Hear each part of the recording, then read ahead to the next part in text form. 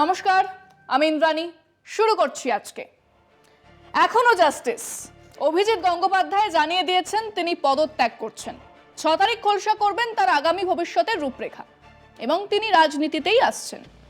এমনিতেই শিক্ষিত সভ্য ভদ্র মানুষজন রাজনীতিতে এলে তা আমাদের রাজনৈতিক পরিবেশকে নিশ্চিতভাবেই এক উচ্চ মান দেবে, এটাই স্বাভাবিক। মধ্য 50-এ তৃতীয়বার বিয়ের আইবুড়ো অনুষ্ঠানে তাধিন নেচে বা গঙ্গাবক্ষে বান্ধবীদের সঙ্গে নৌকা বিহারের ছবি দিয়ে নিজেকে ভাঁড় বলে প্রমাণ করার চেষ্টা করবেন না। কিন্তু সব পেশা থেকেই এমন রাজনীতিতে নেমে পড়াকে কি সমর্থন করা যাবে? ধরুন এই অভিজিৎ গঙ্গোপাধ্যায়, আগে কি খুব নামডাক শুনেছেন নাকি? অন্যদের থেকে বেশ দেরিতেই বিচারক হয়েছেন। নামডাক হলো কবে? তিনি শিক্ষা দুর্নীতি বা চাকরি দুর্নীতির বিচারে বসলেন সেই তখন থেকে।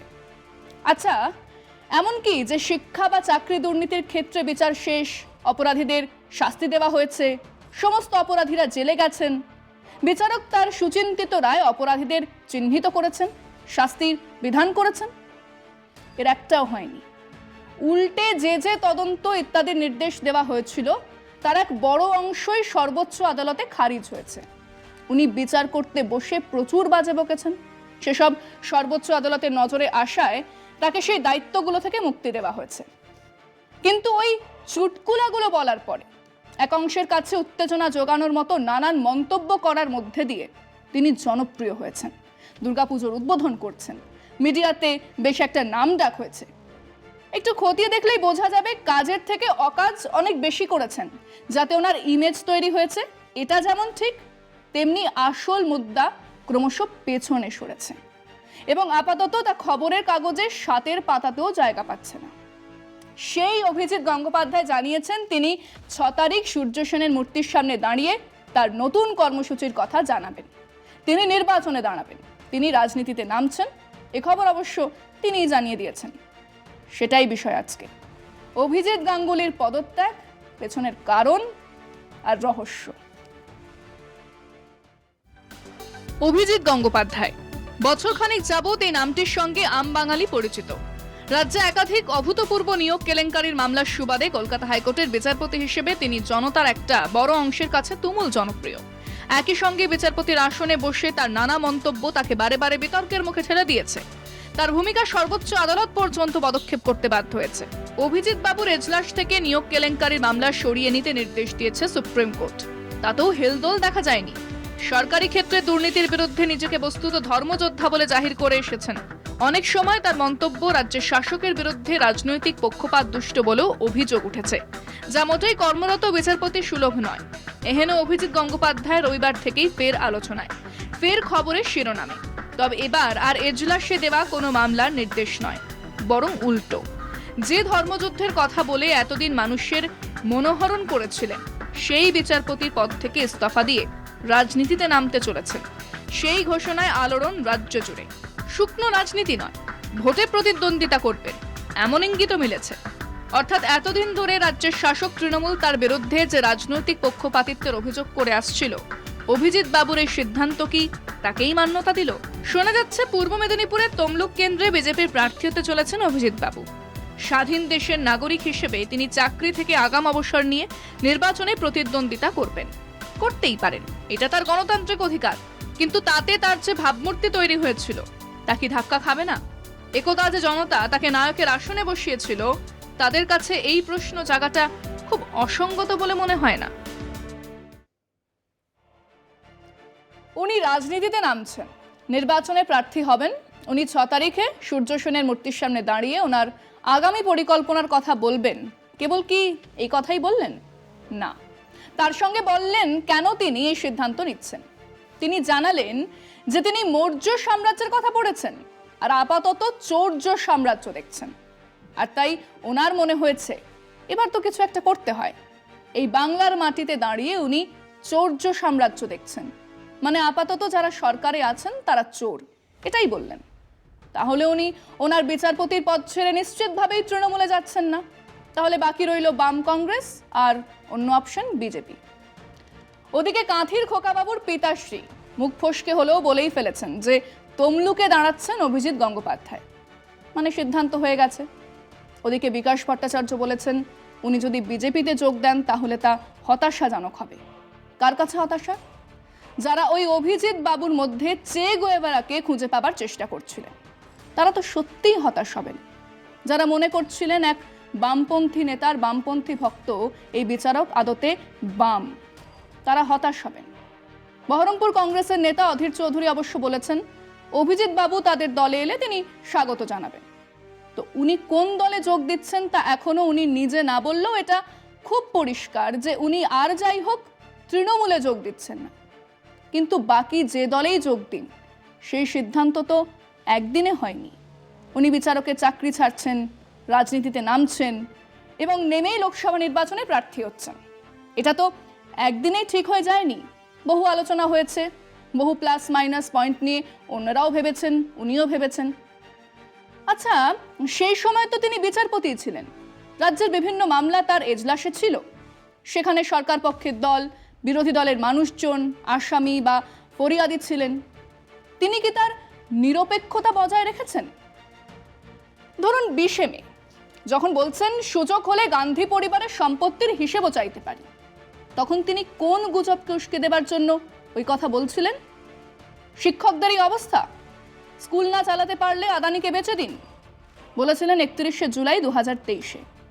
কাদের হয়ে বলেছিলেন? কাদের বিরুদ্ধে বলেছিলেন? দরকার পড়লে যোগী আদিত্যনাথের কাছ থেকে বুলডোজার ভাড়া করুন এই কথাও বলেছিলেন 28শে জুলাই 2023-এ। মানে ওই বুলডোজার চালাতে হবে এই বাংলাতেও, বলছেন একজন বিচারপতি। বলেছিলেন ঘট শুদ্ধ বিসর্জন দেব, কার উদ্দেশ্যে বলেছিলেন? এবং সেসব বলা, সেসব রায় বা অবজারভেশন যে এক নির্দিষ্ট উদ্দেশ্য নিয়েই দেওয়া হয়েছিল, এই অভিযোগ তুলতে শুরু করেছে। তমলুকে বিজেপির হয়ে নির্বাচনে নামার আনুষ্ঠানিক ঘোষণা হবার পরে তো সেটা আরো সজোরে বলবে শাসক দল, তাই না? নিরপেক্ষতা বড় কঠিন, আর সেই নিরপেক্ষতা প্রচার সর্বস্ব এক মেগালোম্যানিয়াকের কাছ থেকে আশাই করা যায় না। তাই লাল জ্যাকেট পরে নিজেকে বিকাশ ভট্টাচার্যের শিষ্য বলে জাহির করা এই বিচারকের আদত চেহারা এসে পড়ার অনেকে অবাক হয়েছেন, অনেকেই বলেছেন এটা প্রত্যাশিতই ছিল। আমরা আমাদের দর্শকদের কাছে প্রশ্ন রেখেছিলাম, লাগাতার রাজ্য সরকার, তৃণমূল দল ও নেতাদের সম্পর্কে কটু কথা বলতে থাকা বিচারক অভিজিৎ গাঙ্গুলি রাজনীতিতে নামছেন। শোনা যাচ্ছে তিনি তমলুকে বিজেপির প্রার্থীও হচ্ছেন। এই ঘটনা কি আদতে বিচার ব্যবস্থা আর বিচারপতিদের ভাবমূর্তিকে অনেকটাই ম্লান করলো না? শুনুন মানুষজন কি বলেছেন। গতকাল ঘোষণা করলেন যে উনি 7 তারিখ বিজেপিতে জয়েন করবেন, ওইখান থেকে বোঝা যাচ্ছেন উনি চেয়ারের কতটা অপব্যবহার করেছেন। উনি সম্পূর্ণভাবে বিজেপির দালালি করে এসেছেন আজ পর্যন্ত। অভিজিৎ গাঙ্গুলিকে আমি শ্রদ্ধা করি একজন বিচারপতি হিসেবে। তার পরিচ্ছন্ন ভাবমূর্তি আমাকে খুব আনন্দ দিয়েছিল, কিন্তু তিনি রাজনীতিতে কতটা সফল হবে না হবেন ভবিষ্যৎ কথা বলবে। अभिजीत गांगुली बहुत अच्छा जज हैं, बहुत अच्छा राय दिए हैं, बहुत अच्छा काम किए हैं। उनको अपने पोस्ट पे रहना चाहिए था और अच्छा काम करना चाहिए था। অবশ্যই বিচার ব্যবস্থার উপরে এক নির্লজ্জ একটা আঘাত বলে আমরা মনে করি। তার যে বিচারপতি হিসাবে যে ভাবনাটা তিনি দেখিয়েছিলেন, সেই ভাবনা যদি রাজনীতিতে প্রতিফলিত করতে পারে তাহলে আমি মনে করি বাংলার মানুষ অনেক কিছু দিক থেকে লাভবান হবে বলে আমার মনে হয়। বিচার ব্যবস্থা উনি যেভাবে রায় দেন, এটা জানে এটাতে বিজেপি দালালি করছে না। কেন মিলান করবে কেন? এটা তার রাজনীতিতে আসা, সেটা তার পার্সোনাল ডিসিশান। উনি যখন বিচার ব্যবস্থাতে ছিলেন সেই চেয়ারের মর্যাদাটা রেখেছেন কিনা ওটা আগে দেখতে হবে। উনি যে জাজমেন্টগুলো দিয়েছেন সেটা কোনো প্রেশারে এসে দিয়েছেন কিনা সেটা খেয়াল করতে পারে না। তিনি যখন জাস্টিস ছিলেন তখন তিনি জাস্টিসের মতনই কেসগুলো দেখতেন। যখন জাস্টিস থেকে অবসর নিচ্ছেন তিনি সাধারণ মানুষ হিসেবে সাধারণ মানুষের পাশে থাকবেন। যাকেই আমরা আসতে দেখেছি যে পরবর্তীকালে তারা সেই সিস্টেমের ভেতরে থেকে যাবেন নাকি এই রকম যে নিরপেক্ষতা বা এরকম যে স্বাতন্ত্র্য বজায় রাখতে পারবেন, সে নিয়ে তো একটা প্রশ্নচিহ্ন থেকেই যায়। এতে মানুষের ভাবভঙ্গি খুব তলানিতে চলে যাচ্ছে, আর বিজেপি প্রার্থী খুঁজে পাচ্ছে না, যারা বিচারপতি তাদেরকে দাঁড় করে দিচ্ছে। দেখুন, আমার সেরকম মনে হয় না, কারণ বিচার ব্যবস্থার মতোই চলবে। আর অভিজিৎ গাঙ্গুলি কি ডিসিশন নিয়েছেন সেটা তার ব্যক্তিগত মতামত। উনি রাজনীতিতে গিয়ে কি করবেন না করবেন, কোথায় যাবেন, সেটা অ্যাবসলিউটলি ওনার চিন্তাভাবনা। তিনি চেয়ারে বসে যে সমস্ত রায় দিয়েছেন কোনো একটি দলকে খুশি করার জন্য এবং নিজের ভবিষ্যতে নিজের স্বার্থে সুরক্ষিত করার জন্য তিনি তৃণমূল কংগ্রেসের সরকার, মমতা ব্যানার্জির সরকার যে উন্নয়নমূলক কাজ করছে তার বিপক্ষে গিয়ে একটি দলকে সুবিধা করতে চাইছেন। অবশ্যই অভিজিৎবাবু অত্যন্ত একজন ভালো স্বচ্ছ মুখ। তার মতো লোক যদি রাজনীতিতে আসেন সেক্ষেত্রে রাজনীতি শুদ্ধিকরণ হবে। বিচার ব্যবস্থার প্রতি মানুষের যখন আস্থা ফিরে আসছিল, সেই রকম একটা মুহূর্তে তিনি যখন আবার ক্ষমতার অলিন্দে থাকবার জন্য একটা রাজনৈতিক দলে যোগ দিতে যাচ্ছেন, তাতে আমরা সর্বস্তরের সাধারণ মানুষ মর্মাহত। না, বিচার ব্যবস্থা ক্ষুণ্ণ হওয়ার কি আছে? রাজনীতি সবার জন্যই আছে, সবাই করতে পারে রাজনীতি। ওনার ইচ্ছে হচ্ছে রাজনীতির মঞ্চে আসবেন উনি, মানে যেটা সমাজের উনি যদি সত্যিকারের সেবা করতে পারে, এটা খারাপ কিছু ব্যাপার আমি দেখছি না। বিচারপতি অভিজিৎ গঙ্গোপাধ্যায় রাজ্য সরকারের বিরুদ্ধে একের পর এক যে রায়গুলো দিচ্ছিলেন, আজকের দিনে দাঁড়িয়ে আমাদের সকলেরই মনে হয়েছে যে তিনি একটি দলের পক্ষে হয়ে এই রায়গুলো দিচ্ছিলেন। আমার তো মনে হয় নিশ্চয়ই ক্ষুণ্ণ তো হতেই পারে। হ্যাঁ, না হবার কি আছে? এখন যদি কেউ হঠাৎ করে এরকম যদি মন্তব্য করে, তো অবভিয়াসলি ভাবমূর্তি ক্ষুণ্ণ হতেই পারে। প্রথমটা উনি নিজেকে দেখিয়েছিলেন যে সততার প্রতীক। উনি যেদিনই বিচারপতি ইস্তফা দিলেন, তারপরে বললেন যে আমি রাজনীতিতে নামবেন, ওই দিনই ওনার ভাবমূর্তি কি সাধারণ মানুষ সেটা বুঝে গেছে। যে কোনো মানুষ যে কোনো রাজনীতি করতেই পারেন, নির্বাচনে যে কোনো দলের হয়ে দাঁড়াতেই পারেন, কিন্তু রাত পোহালেই একজন বিচারক যদি এক নির্দিষ্ট দলে যোগ দেন, এক পুলিশ অফিসার যদি এক নির্দিষ্ট দলের হয়ে নির্বাচনে নামেন, তাহলে মানুষের আইন, প্রশাসন, বিচার ব্যবস্থার ওপর ভরসা হারায়। আমরা রাম মন্দিরের মতো গুরুত্বপূর্ণ মামলার রায় দেবার পরে অবসর নেওয়া চিফ জাস্টিস রঞ্জন গগৈকে বিজেপির সাহায্যে রাজ্যসভার সদস্য হতে দেখেছি। এবার সেই তালিকাতে আরও একজন। এটা আবার এমনও নয় যে বিচারক অভিজিৎ গাঙ্গুলির কাছ থেকে এমনটা কেউ আশা করেননি।